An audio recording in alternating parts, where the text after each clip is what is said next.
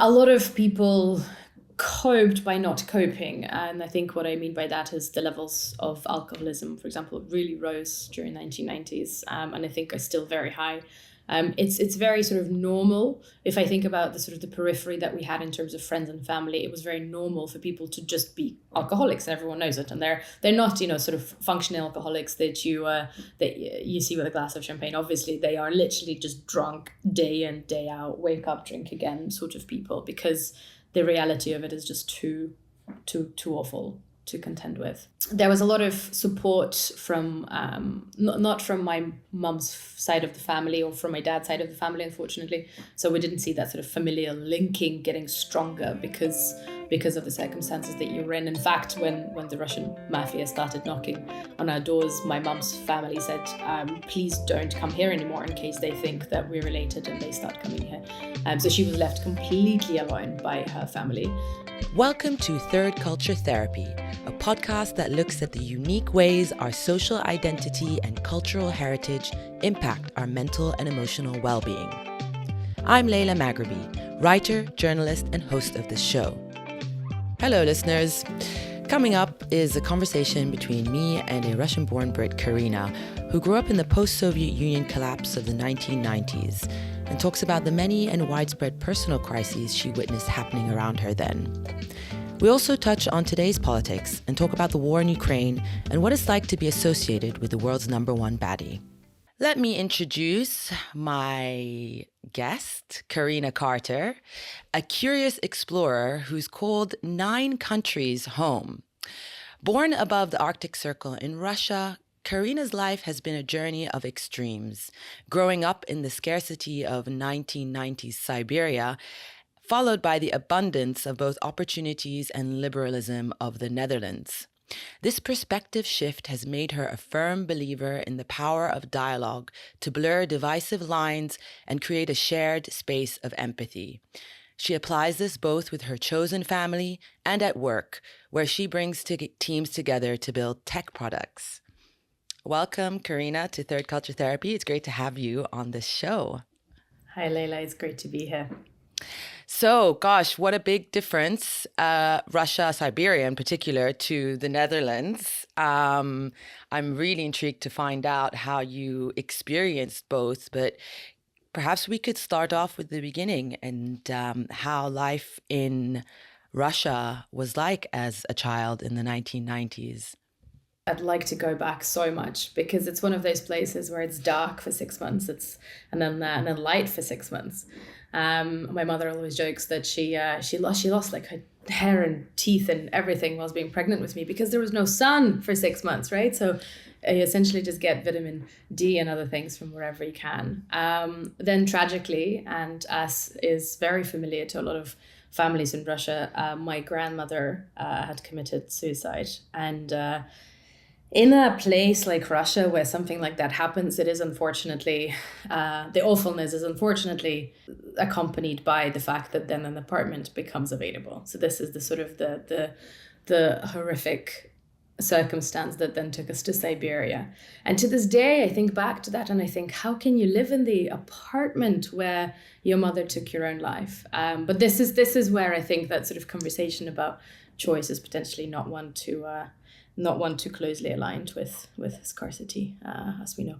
But so we moved to Siberia and moved into that apartment. And I had a single mother in the 1990s, Russia. My dad left when I was 3 and left us with a lot of debt, which we realized after. And we started having goons come over, knock on the door and say to my mom, "Your daughter is really pretty. It would be a shame if she went missing."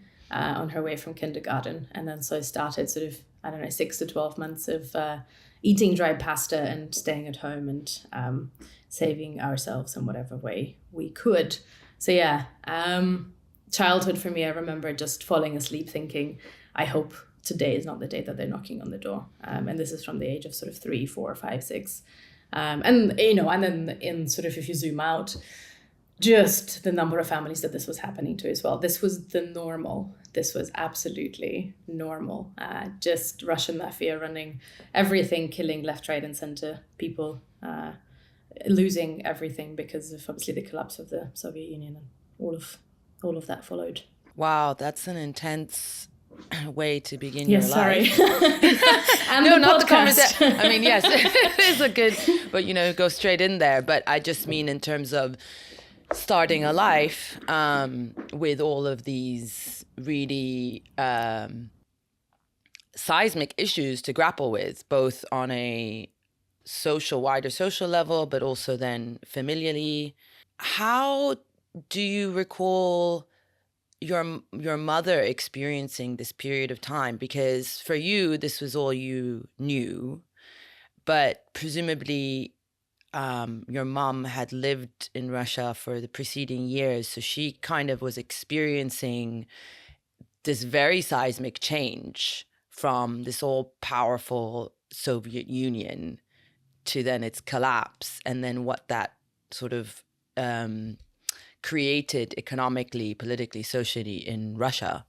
I think experiencing it from her perspective, she's an absolute survivor. I mean, her mother took her own life because she was the first woman to go to university, the first person in her family to go to university. She succeeded in ways that were unimaginable to the rest of the family. She got an amazing education. She went to Almaty, where she met her husband and had my mother, of course, and then everything suddenly, none of what she knew about the housing department that she ran, that was so specific to being a communist country, all of that just disappears. So the entire structure that you built your life on just collapses underneath you, and then you just are in free fall. I think the highest rate of suicide ever recorded was in 1990s Russia, because people lost everything, their identities, their livelihoods, their everything. And obviously my mother experienced that when she was in her 20s with a little child, with a husband who left. But what I find really interesting is, despite the fact that a lot of the stories that she tells me about her childhood and teenage years and sort of early 20s, it always is accompanied by a certain level of, hunger, a certain level of insecurity, just an insane number of horrible things that happen to you on the streets, from being mugged to all kinds of horrific things. She still talks about the Soviet Union as something of a very, very positive sort of experience, and something that is potentially that it's a shame that it's no longer what they have in Russia at the moment, which I have always found fascinating. Because imagine the level of, I'm going to use the really, really horrible word here, propaganda that has to go in for you to not be able to equate the awfulness of all of the aspects of the lower parts of the pyramid of needs, and still think that it was a fantastic social construct or socio-political construct. Do you think that's a result of the propaganda, or also that there were legitimately certain aspects of society and living that tangibly she preferred or she thought was good? Probably both. It's always nuanced. Yeah, it's absolutely always nuanced. I think I'm probably applying a very Western lens on the experience as well. I'm probably saying, but wait now, hunger does not equal happiness. Hunger does not. Obviously, there were lots of aspects of it that were probably really good. There was a lot of societal cohesion, clubs, singing together, dancing together, all of these things that feel very tribal, actually. So yeah, you're right. I think it's probably much more nuanced than that. Speaking of sort of, I guess, propaganda and living with certain ideas about your country or society, you grew up. So your first part of your childhood was in Russia, and I suppose your early school years as well. So can you briefly explain, like, what was it like? What were you learning about, and what was your perception, if you can sort of recall from the perspective of someone who still hadn't migrated abroad, what you felt about Russian society or politics? I remember studying in Russia, and I think too, it's, if I put myself in those shoes again, so there was a lot of studying of history and how, again, the Soviet Union is, forever powerful and mighty and fantastic and glorious in so many ways. The Second World War, I think, is the starkest sort of example of this. I remember reading the sort of the Russian version of that. So 1990s, I'm pretty sure that we still had the Soviet curriculum. Like nothing had really changed because we were, it was just a few years later. And really the story, the US does not feature, the UK doesn't really feature. It is essentially, we won, we marched on, Berlin, and we put the flag in that famous photo. That was really interesting. And then moving to the Netherlands, and of course the Netherlands take their own view. They, in their own view, fought super hard, basically led everyone to victory. But then the US stepped in. UK features, but the US is really the sort of the winner. Russia is just a side character. Very interesting. And of course, then I studied history in the UK as well, in which, the UK is there at the very front. Russia features a little bit, US a little bit, but the UK is really the one that... And it's obviously normal to take that sort of country-centric approach to things when you're studying. So that definitely featured. Another thought occurred as you were saying that, and that is that the hardest thing for me transitioning into Western education was critical thinking. So if I remember the tests that I had in the Russian schools, it was memorize this, repeat, memorize, repeat, memorize, repeat, and repeat perfectly, repeat word for word. Whereas, of course, moving to the Netherlands, I remember having this exam and they said, here are 2 papers, analyze them and apply a critical lens on it. And what do you think is the actual thing that's happening? And this was so hard for my brain because it had been trained in the absolute other direction of memorize, repeat. And I remember just in my brain struggled with it. It was like, well, why should I have an opinion about this? This is a book.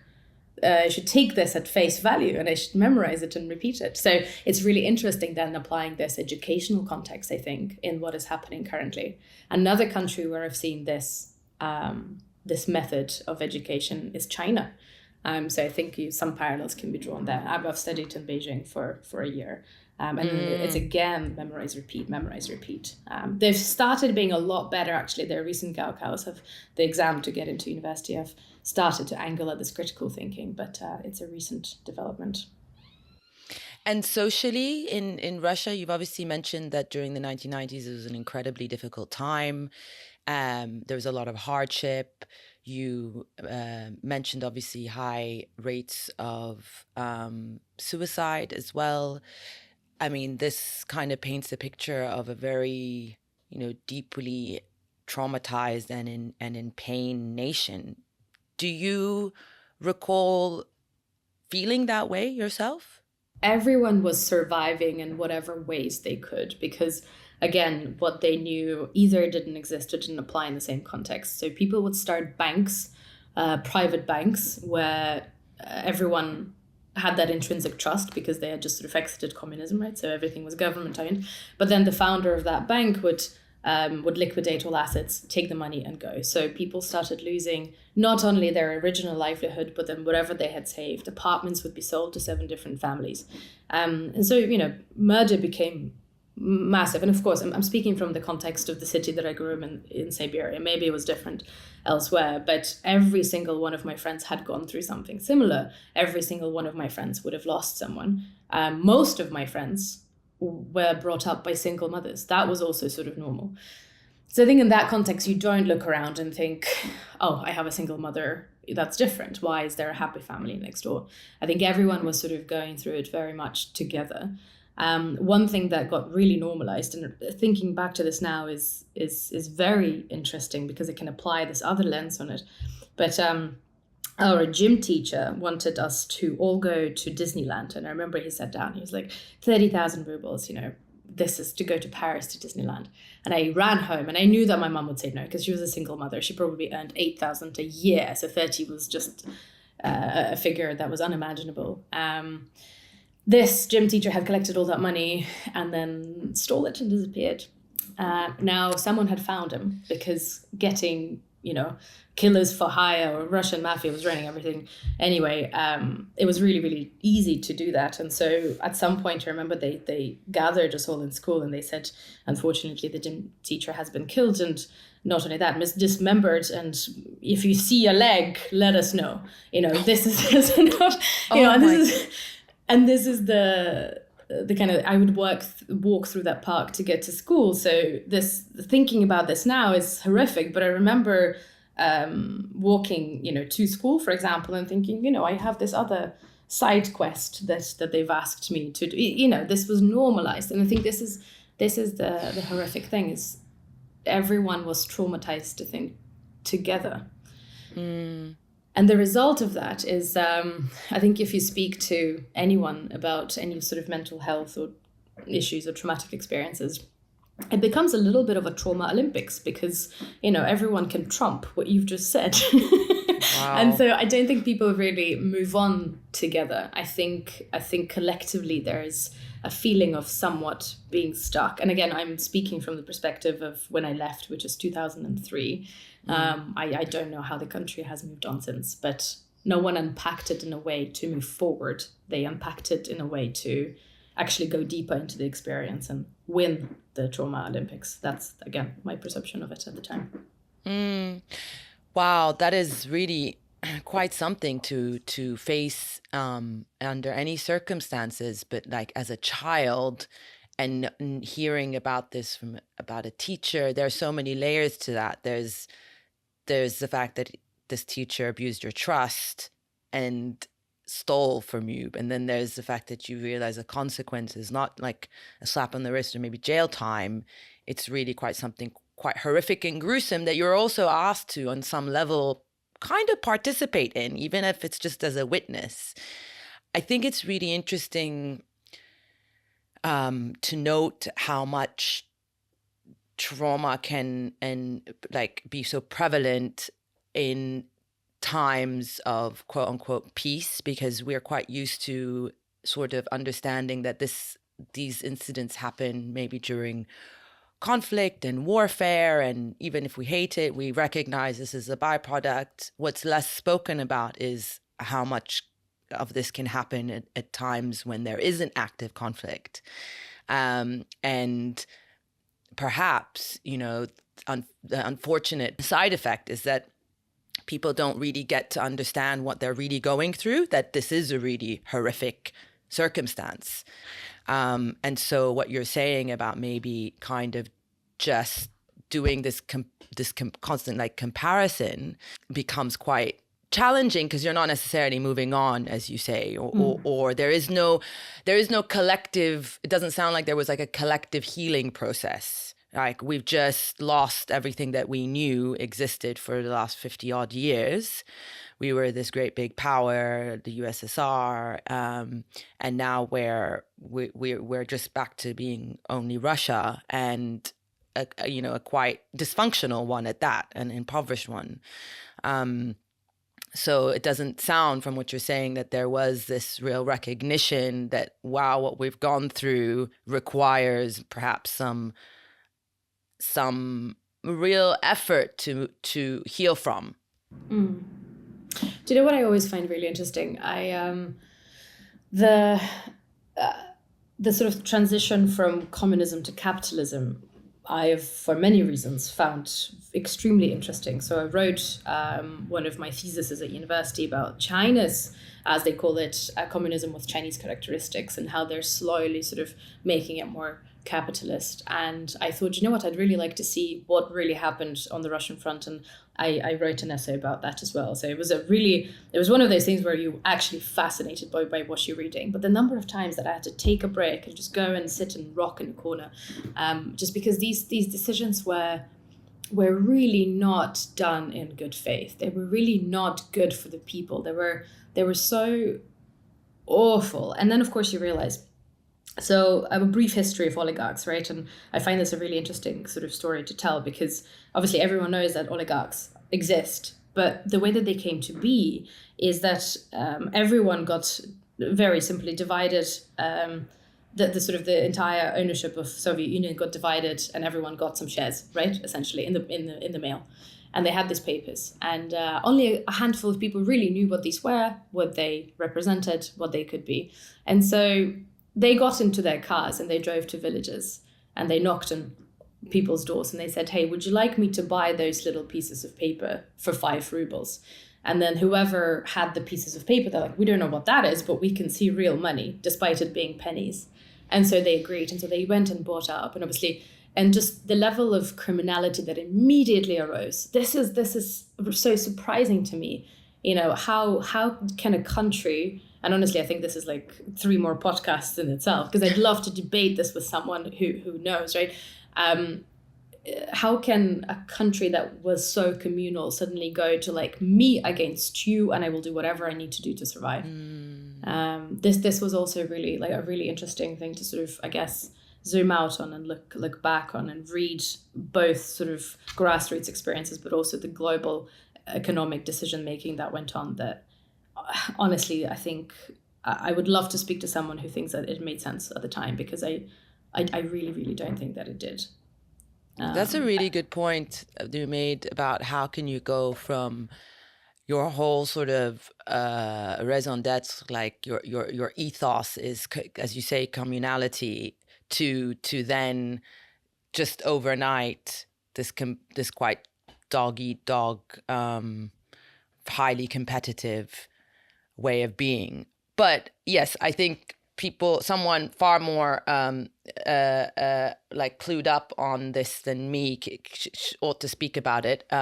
It is a very interesting topic to explore in more depth. And maybe also queries how much really communality there existed actually during the Soviet Union. I mean, that's also another element. But I guess I want to ask, like, during this time, from what you recall, and perhaps your from knowing your mom and other friends and family, how do you see that people did survive? You know, you spoke, obviously we know a lot of people didn't for various reasons, but there are those that did somehow or other. And is there anything that you could see from the traditions or the cultures or some aspect of Russian life that somehow did keep people going and together, even together within themselves, if not together communally? I think on the positive sides, I don't think Russian people are the ones that have experienced shy away from talking about hard topics. I've personally never found any conversation too deep or too horrible or too anything. And I think that's definitely the grounding that I've had. Everyone spoke very openly about their experiences and how it affected them. And I think I really take that as a sort of positive mental health practice. A lot of people coped by not coping. And I think what I mean by that is the levels of alcoholism, for example, really rose during the 1990s. And I think are still very high. It's very sort of normal. If I think about the sort of the periphery that we had in terms of friends and family, it was very normal for people to just be alcoholics, and everyone knows it. And they're not, sort of functional alcoholics that you see with a glass of champagne. Obviously, they are literally just drunk day in, day out, wake up, drink again sort of people, because the reality of it is just too awful to contend with. There was a lot of support from, not from my mum's side of the family or from my dad's side of the family, unfortunately. So we didn't see that sort of familial linking getting stronger because of the circumstances that you were in. In fact, when the Russian mafia started knocking on our doors, my mum's family said, please don't come here anymore in case they think that we're related and they start coming here.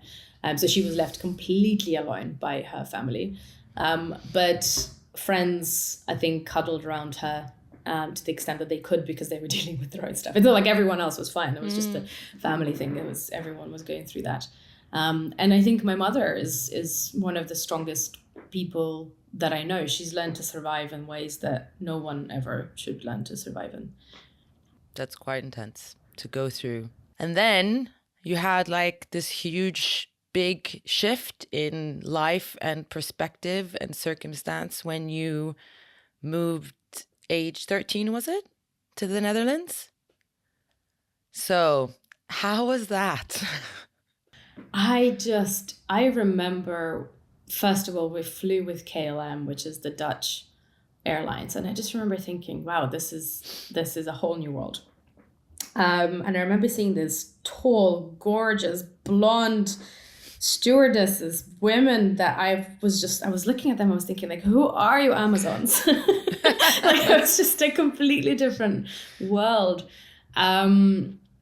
And then I remember being in the car as we were driving to this tiny little place called Hellevoetsluis, and everything was just so neat and beautiful and organized and clean and full of flowers and trees and the kind of organization that honestly I've never seen before, maybe in movies. And then I just fell in love with that country immediately. But I think that is the first time that I saw that juxtaposition of, oh goodness, like there's a big gap between where I came from and what I'm seeing right now. And I think a level of embarrassment sets in, right? Because you go, oof, like this is where I came from and this is where I am now, where I'm living. The country that's accepting me has just got it sorted. There was a very stark difference.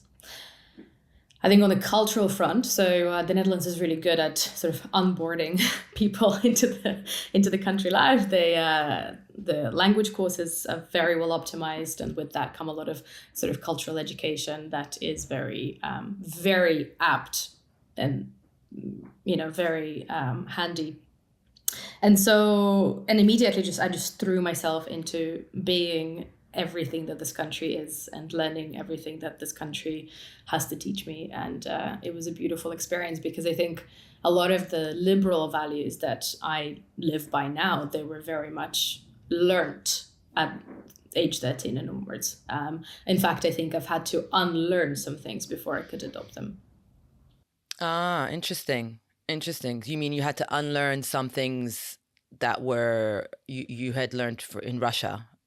Exactly. Well, I think our brains, they are very bad at holding two different perspectives at the same time and accepting both, which is, I think, why we are in the shit that we're in the worldwide. I think that's really something that we can't do, because we have to just hold on to one truth. There's a great book about conspiracy theories, and this is explored in a lot of detail there. I don't know what it's called now, but Conspiracy Minds, great book. Okay. So yes, I think before you can sort of go, oh, okay, cool, like I accept these values, I think you first need to go through a period of questioning everything that you've learned before. And I think that was that sort of cleansing ritual for me at 13, is really looking at everything that I held and unpicking what I actually think serves me and what doesn't, because I finally had that perspective in which other options existed and they aligned much more with me. And I think the reason is they felt kind. Yeah. Was that experience the same for your mother? And did your process like align with hers, or did it create any conflict? Great question. I think a couple of things can happen in a situation like that. And again, speaking very subjectively here, but I think either you can go, ooh, let me unpack this and see and lean into it, or this is wrong, let me lean into my current sets of beliefs and fight this because it feels quite literally foreign. And I think my mother was very much on the latter. I think she really doubled down on some of her sort of original thinking, and all of it felt very new to her. So picking up sort of magazines, and the way that people were portrayed, especially like teenage girls, like this is not really something that happened in Russia. And she was looking at these pictures. She was like, look how over sexualized this is. Like, don't, like, look at this, look at that. And she was hyper vigilant with me, not kind of leaning too much into the culture and staying Russian, and sort of, and still holding those values. So this has been a bit of a battle for a while. I think that any kind of individuality that was expressed with a hint of Dutch, this was sort of attacked, I think, from a place of fear of losing not only your country, but also your daughter in this sense. So it's understandable.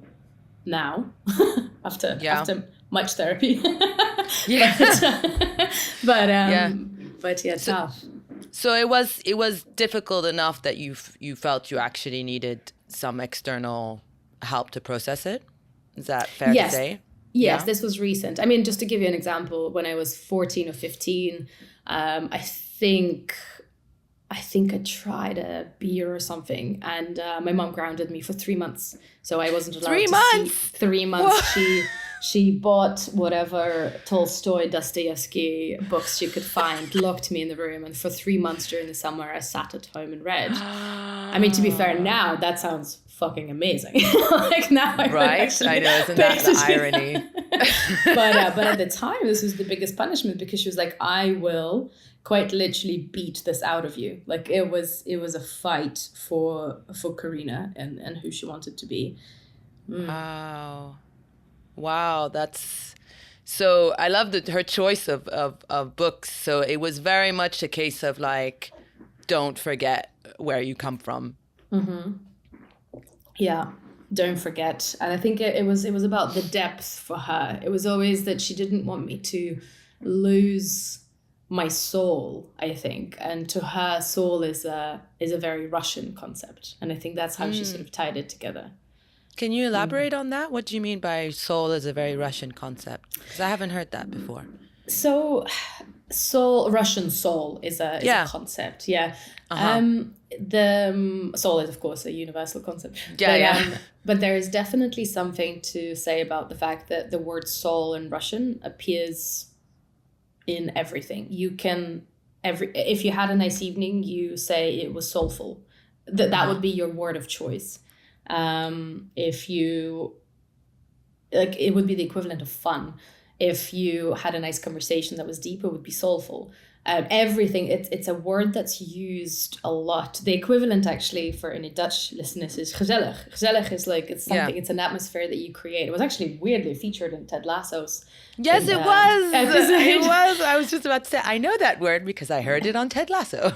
Exactly. And it explains a little bit about the cultural mindset, right? Because gezellig is, you create an atmosphere of, it's relaxed, it's fun, it's effortless, but it's fun. Like the sort of the essence of it is this elated feeling. Mm-hmm. With Russians, if you say something is soulful, it's really deep and maybe a little bit darker and maybe definitely about your emotions.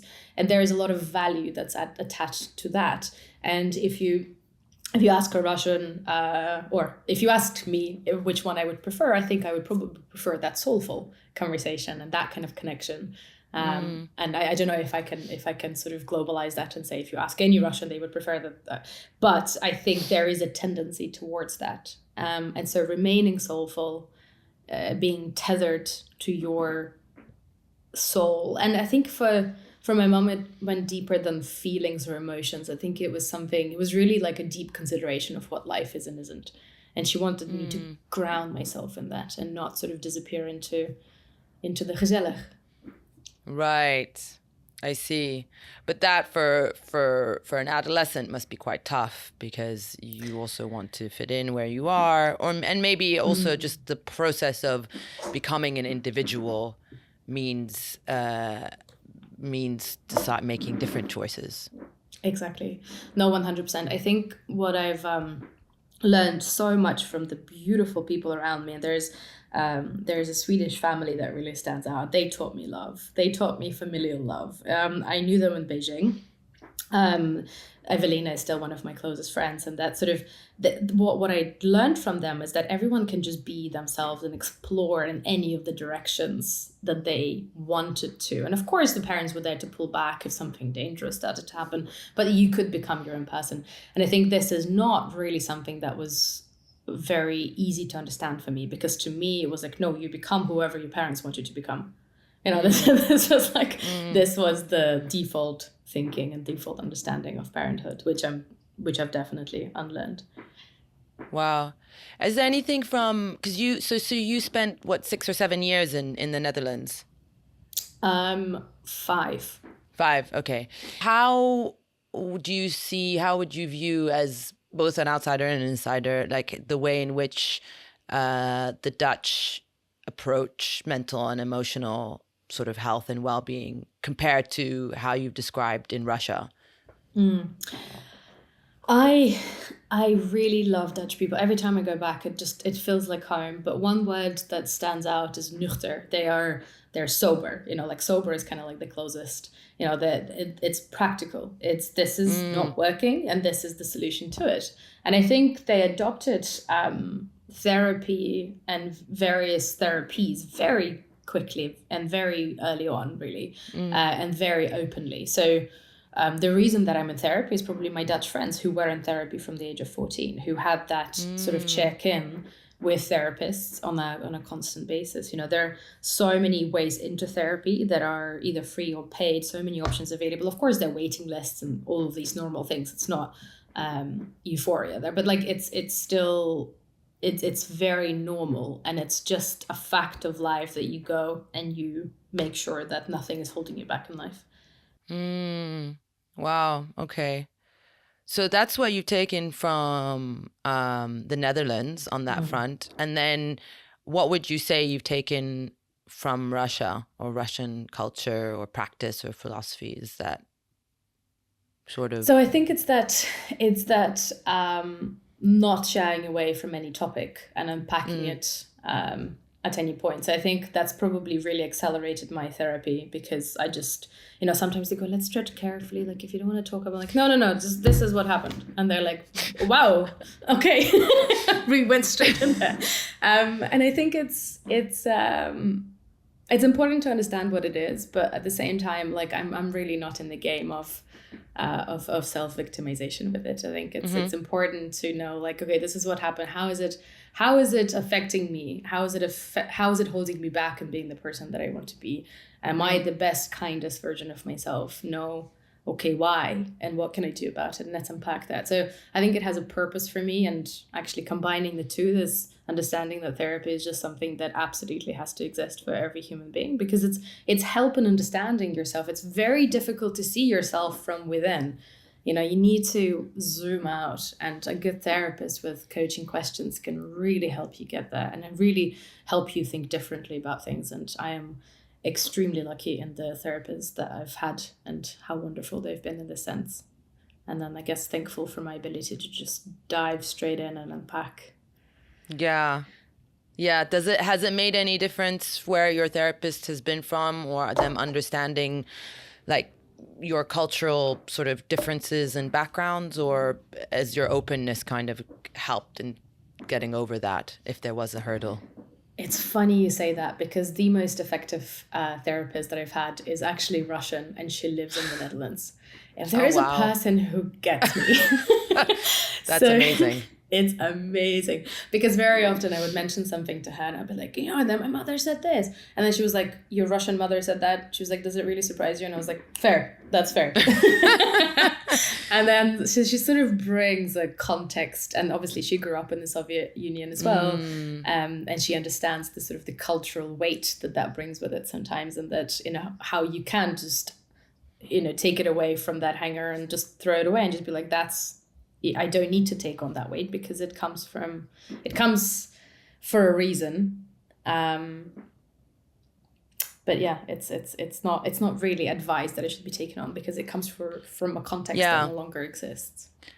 Yeah, I imagine that must be very helpful to feel like someone really does understand before they potentially direct you towards a letting go of it, because something I've heard a few times from other friends or acquaintances who've spoken about therapy, and their fear of going to speak to someone who doesn't understand their culture, and that they might try and attempt to distance them from it. And they then have this other, quite like, they react against it, right? They're like, wait, hold up. Why are you trying to like cause friction with my parents? Or why are you trying to tell me to like reject my culture? Like, that's not what I want. I'm not going to see you.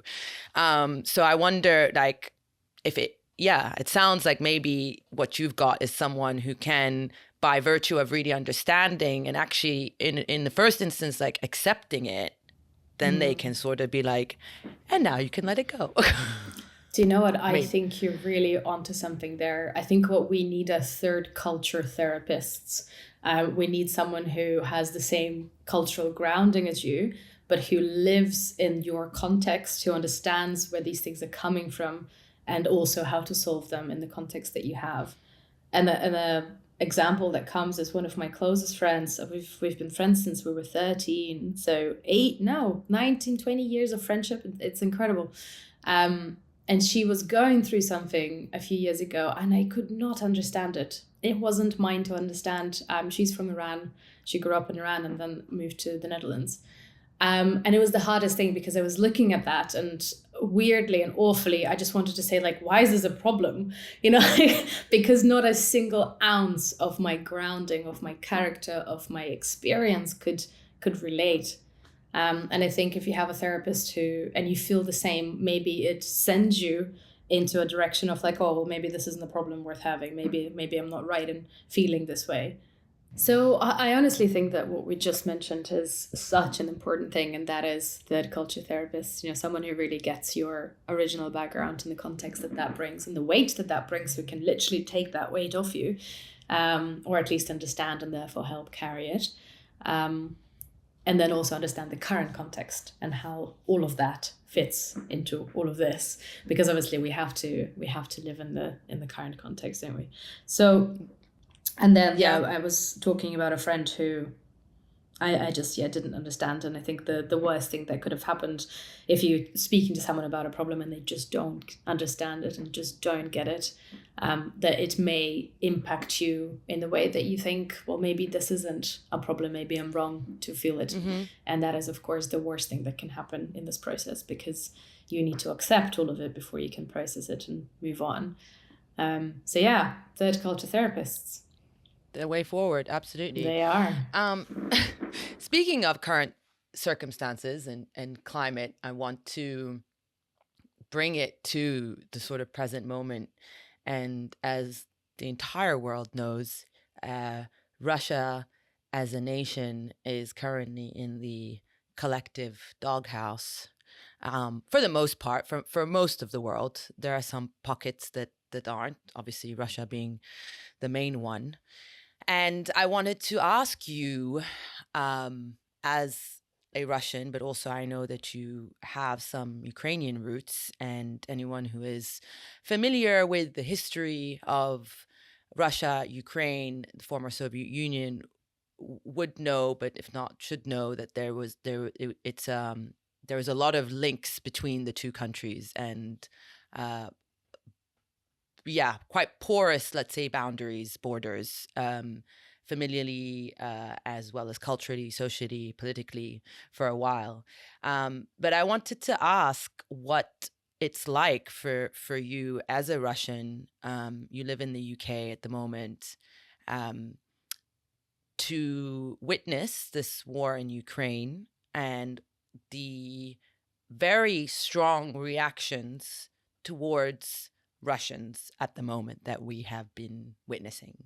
I think of Russia as this parent who just can't let go, because they grounded themselves too deeply into this absurdity that the Soviet Union was great, and Ukraine trying to be individual and adopt values that it finds important and explore itself in a way that is applicable to it, and Russia just having none of that, because I think they wrongly think that there is still that sort of link between the two countries that make Ukraine belong to Russia, which is obviously nonsense. So I think that's really, really tough. And I think we should all throw a weight behind Ukraine getting out of this in a way that allows it to always be able to be itself and express its individuality. And of course, this is an oversimplification of what's going on, but I think at the root of it is something very evil and very, very much a lie. On the other side, I think it's, on the macro level, it's very easy to say Russia, evil, Ukraine, good. On the micro, I think when you get to the individual level, there is so much heartbreak on both sides. some of my friends don't speak to their parents anymore because the parents are aligned with what's going on. They're not. Families who have roots in both countries don't speak. Friends who are from both countries don't speak. And it's understandable. There's so much pain that this is causing. Of course, like the atrocities that are being committed by Russia are pure evil. But I think on an individual level, as a Russian living in the UK, I am having to constantly caveat my background and say, hey, I'm Russian, don't worry. I'm an ally. I am on the right side of history. And you look at people's faces when you say that and something clicks, there's like, we know why you're saying that. And I think that's tough to be associated with something so evil just because you have lived there. But also I think what we need to acknowledge is that this is a Kremlin war, a Putin war. If I speak to any of my friends in Russia, none of them agree with it. All of them want to fight it. Unfortunately, fighting it, even posting something that even calls it a war, can result in 25 years in prison. I had a friend who had lived in the US before, who's very well traveled. She was extremely anti-war on all of her socials, and her employer came to her and said, it has come to our attention that you've posted something about this. And if you do one more of these things, not only will you lose your job, you will go to prison for 25 years. So I think as far as deterrence go, we probably also will not be loud. So I think a lot of fighting is going on against this in Russia that's not potentially being recorded. I think there are overwhelmingly large parts of the population that absolutely want nothing to do with this. I see videos from men saying, how are we going to go to war when I'm Ukrainian? My roots are in Ukraine and I'm being sent to the front, and I can do nothing about it because if I don't go, it's again 25 years in prison for me. So some people are in prison, other people go and die because they're cannon fodder. Like there's no. And it's senseless. It's senseless on so many levels. But I think what's potentially lacking is whenever the war comes up, and I mentioned that I'm Russian. I have had one person just turn around and walk away. I don't know if maybe they just didn't want to address it, but there was this clear, like, well, you're Russian, you're evil, bye, and not really sort of even asking the question of, okay, well, how do you feel about it? How do you support it? How do you support Ukraine? I mean, how do you, what is your context in this? I'd like to learn more. Like that's not really happening. And I think a lot of virtue signaling is going on again because Russia is such a clear villain, in our minds. I find that really fascinating, that in this specific context, there is such this clarity that a lot of people seem to have. And that's, again, not to discount or detract from, politically speaking, where one, is aligned with sort of who is the occupier, invader, and who the aggressor and who isn't. But there have been many countries that have committed atrocities against other countries, including the UK, including America, including Israel in present day. And we don't often find this association between the political and the individual. And it is interesting to me that in this instance, there has been quite a swift and collective association of the two. And I mean, I wonder why it is. I think there are many elements as to why that has happened or been engineered. But on a personal front, as you as an individual, how, I guess, to put it bluntly, like, how does that feel that you are now like this associated with an entire country in a political system without having room to maneuver or discuss in a way that others may have had? Well, I think some of it comes from our mental models. I mean, look at any TV show or movie or book. I mean, Russia is just an evil power in so many of them, and such a natural baddie. You know, the Russian accent clicks in, and it's always a Hollywood actor who can't quite do it, but you know, it sounds evil. And then you know, there are a lot of experiences that, you know, that we've taken in, and you know, very often our brain can't actually distinguish between us thinking something, a memory, a book, or something actually happening. Like, it's all the same to the brain. If you apply this to the context of the war, it just clicks, right? You don't even have to think about that Russia is just this insane baddie. And then I guess it's such a blanket statement, such a natural blanket statement. And it is, obviously, in this context. But I think then it so quickly clicks into place that I think everyone else sort of gets engulfed by just how solid this wave is. I think that's my hypothesis on why everyone has become sort of evil in this context. Maybe because it's such a shock to the system, because it's happening closer to home, you know, because I think wars in people's minds are always something that, you know, other countries far away deal with, but this is close to home.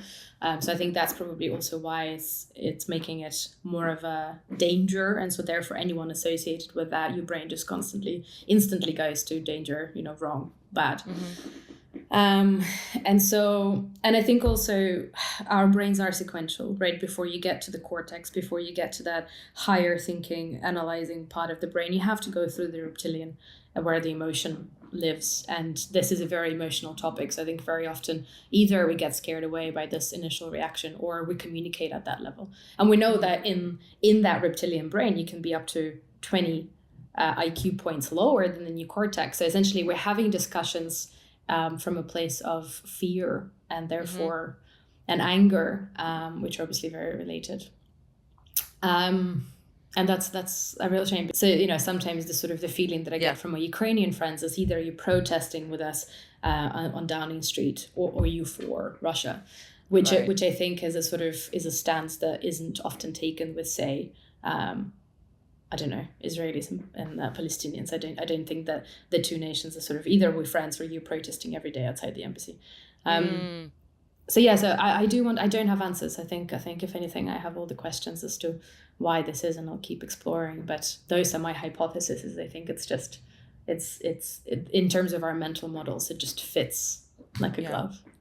I mean, these are really interesting questions, I think, that you have raised, and it sounds very, well, I'd say from my perspective, like healthy and mature that you are looking at it that way. But I guess to drill in a bit, like how do you react like a person? How does it feel to be on the receiving end of this, and to actually realize that, oh shit, my friendships are on the line, and my relationship with my country is on the line, and my relationship with just random strangers on the street apparently is also on the line. Yeah.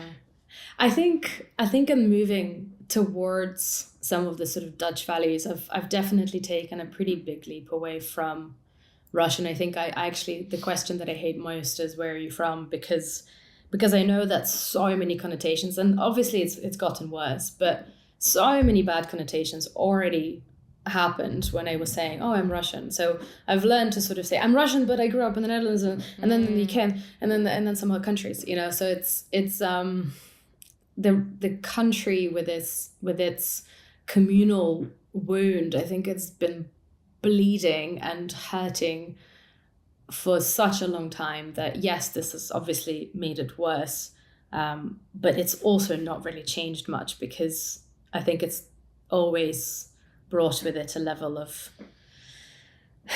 pain. Yeah, sounds like it. But also I think the strongest feeling that I have in this context is it doesn't matter how I feel, because, you know, so many Ukrainians are losing lives and their livelihood. So I think it's also okay to just, I guess, keep my feelings private and support publicly at this point. Yeah, I mean, yeah, I do think it matters how you feel, for the record. I think But I do understand what you're saying as well, and that maybe in this acute moment there is perhaps a greater, larger effort that needs to be supported. But kind of going back to a little bit the beginning of what you said, growing up in the 90s and there being this collective trauma and it not necessarily being addressed or identified or healed. I think part of these conversations and this podcast is, I'm not a professional, so I don't have the answers, but I think it's like just putting a light on something to kind of say, well, hey, don't completely discount that this might actually have an impact or might be relevant or might be worth taking a bit of time for, and, to recognize. I think it's also, you're absolutely right to say the way in which, Russia and Russian, like in mass media has been, they're very easy villain targets in the same way like Arabs are. So I completely understand. There's always like either a Russian or an Arab terrorist or murderer or mafioso or something. So I get that. And I think it becomes very easy to demonize and to put someone in a very two-dimensional setting, and not actually be like, there's a human with a lot of different emotions and conflicting views behind that I guess my ethos in life is just to always be sort of exploring that and going a little bit deeper and taking that little bit more time to think, question, reflect. And with that, my hope is that there's more connection and understanding that gets built. Not always, but, we try. Yeah, no, absolutely. That I definitely agree with. And I think the more dialogue we have about these things from all different perspectives, the better we can really understand it. Because truly, I think we have to remember that what sells are things that make us angry and things that make us afraid. And then we call it media, this is kind of what you see. I hate opening BBC. I absolutely hate it because it's this person was murdered then and this person, it's all awfulness. And I think we get addicted to that sometimes. And we're living in this state of sort of anger, but actually it's all, and nothing is black and white. It's all very gray. And I think the more interested we are in that gray, the more we want to see all the different shades of it. Jesus, this is going into the right direction. different metaphor, not the 50 shades of grey. No, I get you. All the colors of the rainbow. All the colors of the rainbow. Exactly. No, but thanks, Karina. No, I mean, thank you for sharing the grey. And I've learned a lot, actually, a lot more than I really knew or understood about Russian society and culture. And there's just so much more I would love to actually learn. And this conversation and the conversations we had before, really actually one of the biggest things that I sort of took away from it was how much I really do have preconceived notions about what it means to be Russian and what you do and what you think. And I feel like we've only sort of touched the surface of it. But I'm glad that it's made me at least be like, oh, okay, maybe you should rejig a little bit your own misconceptions. So thank you for opening up and for sharing very personal journey and your thoughts and views. And yeah, I really appreciate it. Thank you for having me. It's been great discovering things with you. Fab. Great. All right, my love. Well, I will see you soon. We'll see you soon. Bye. Bye. Thank you for listening to this episode. Check out the show notes for more details about my wonderful guests, including where you can find them on social media. If you enjoyed listening to this, please do spread the good word, share with friends, family, cousins, and colleagues, and please, please, please like and leave a review on whatever platform you are listening to this podcast. Your support is crucial for the show's success, and a couple of clicks from you will mean the world to me. Go to my website, leilamaghreby.com, and follow me on Instagram and Twitter for more news on future episodes.